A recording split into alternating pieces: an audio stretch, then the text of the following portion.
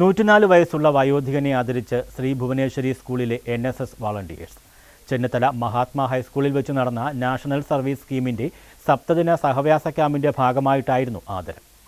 ക്യാമ്പുമായി ബന്ധപ്പെട്ട community living പ്രോഗ്രാമായ സ്നേഹ സന്ദർശനത്തിൽ വെച്ച് നിർമ്മാണ തൊഴിലാളിയായിരുന്ന 104 വയസ്സുള്ള ചെന്നിത്തല ഈഴക്കടവ് തുണ്ടൽ വീട്ടിൽ നാണുവിനെയാണ് അദ്ദേഹത്തിന്റെ വീട്ടിലെത്തി ആദരിച്ചത്.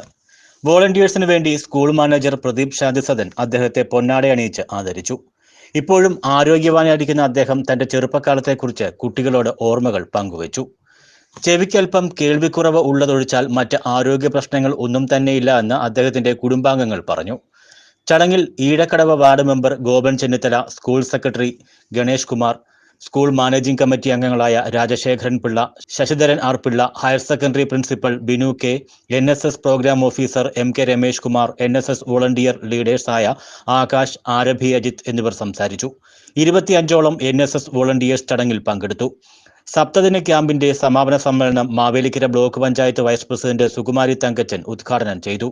സ്കൂൾ അഡ്മിനിസ്ട്രേറ്റർ രാജീവൻ R അധ്യക്ഷത വഹിച്ചു. News bureau, Mannar.